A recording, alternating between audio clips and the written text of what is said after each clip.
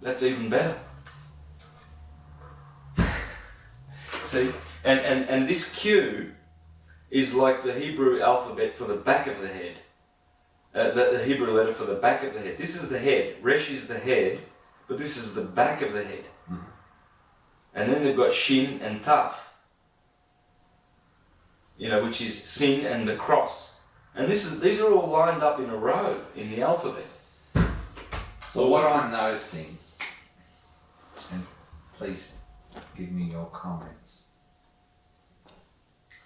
what essentially I'm understanding is that when the consciousness of the people in general understand a word, they can adopt that word into their language. Yeah. So, the word karma, you mentioned a musician just before, and I suggest to you that the word instant karma is going to get you in a pop song is the way that the word karma travelled around the world really quickly. Mm-hmm. Once the population understood, bad karma, good karma, then they start to use it. So then it seems like it's an English word. Yeah. But actually it isn't. Yeah. Same as chakra and yoga, they're all Sanskrit. Yeah. And it's interesting how you said it relates to crime. There it is. It's always, because the vibration of the sound will always be the same in human beings. It doesn't matter what they actually speak, what language they got given.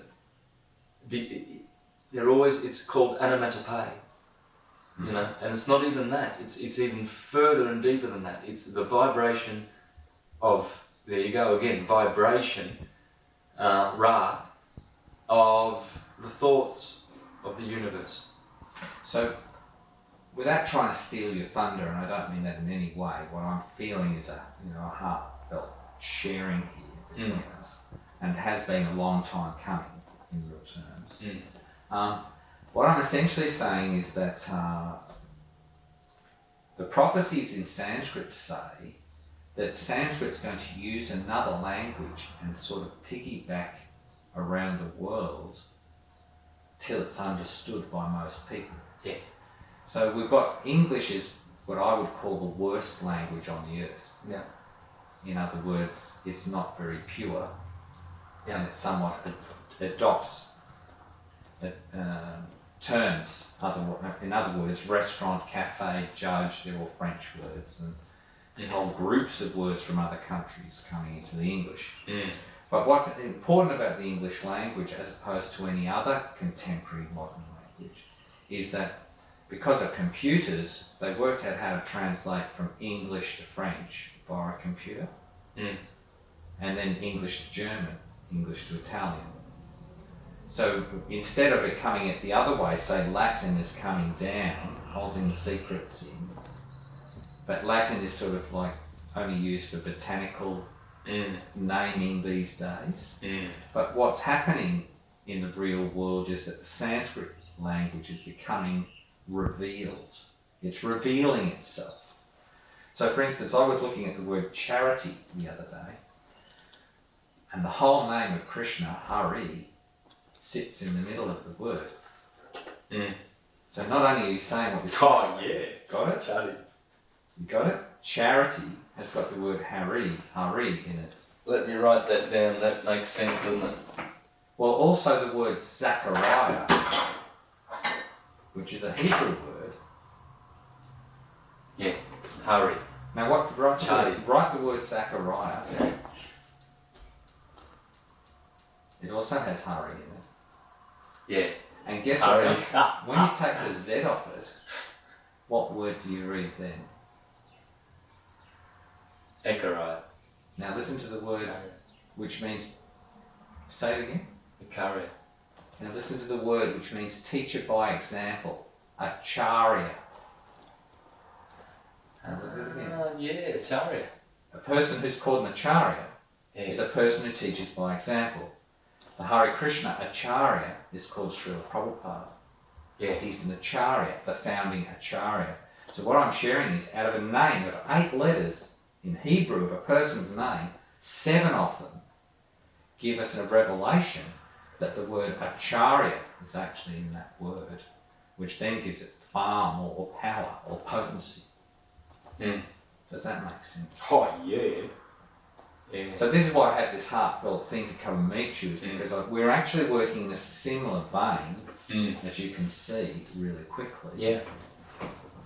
And what I'm essentially saying to you, so to the world, whatever else, is that actually here's another way of understanding it. We looked at this here and we discussed. This is actually Om in 12 different languages. So in Greek, using the Greek, what word do you have to use to say someone is present everywhere? Don't know. Omnipresent. Yeah, that's right. Omniscient. Omniscient. Omnipotent. Omnipotent. So as soon as we sound that vibration, it actually allows the synapses in the head to recalibrate to a spiritual language. So whereas other languages on the earth are not absolute spiritual languages, Sanskrit absolutely is. Yeah, the spiritual part has been either changed or corrupted.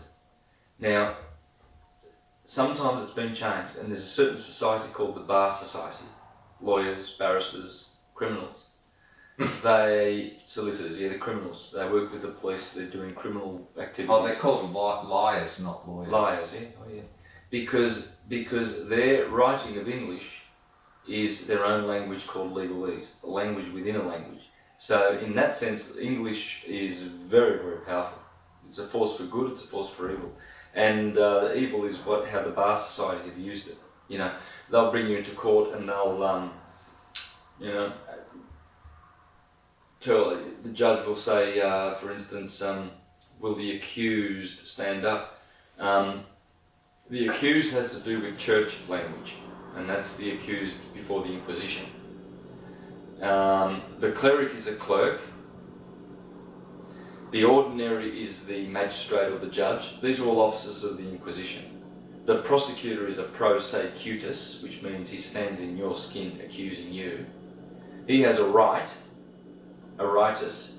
A summons is a writ, which is a ritus, which is a church rite. And you're the accused, etc. And they want you to understand their words. They don't care if you don't love their sentences and their words and anything like that. They just want you to understand them, because to them that means that you stand under them, and then they can do anything that you want. The moment you say, yes, Your Honour, I understand, because you think you're staying in honour, you want to be honourable in court. Yes, Your Honour, I understand. And the judge is thinking, good use of my language, legalese. That idiot down there is thinking I'm speaking English. Nope, that's legalese. So he's going to jail because he understands. And they don't care. This is why governments get away with passing bad laws, because they put the laws out, they know they're bad, they're really bad, and they say to the people, do you understand them? And the people say, yeah, because they don't want to look stupid. Yeah, you're a fool if you don't understand. Yeah, you're a fool if you don't. Yes, we understand them, you idiots. We don't accept them. We don't want them. We hate them. You're not going to get away with them. No matter how much you tell the government that you're not going to submit to those laws, and all they want is, do you understand them?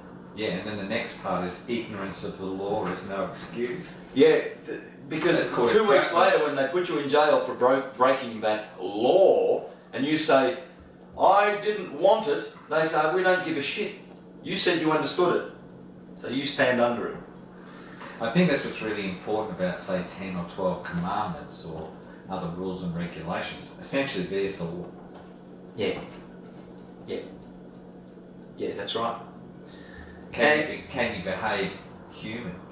And they don't care if it's the best Bible, the King James, whatever, in court. They don't care if you're a Muslim or a Hindu or anything. They don't care about any of the laws, because they're always duplicitous in that there's always a different meaning to those words, and they know it, and that's how their system works. They don't care if you're swearing by the Bible and you go in there as a sovereign and you say that I don't submit to the name and I don't understand and everything like that. They don't care, because they always go up to their last, very, very last trick of tricking you with their words and tripping you over.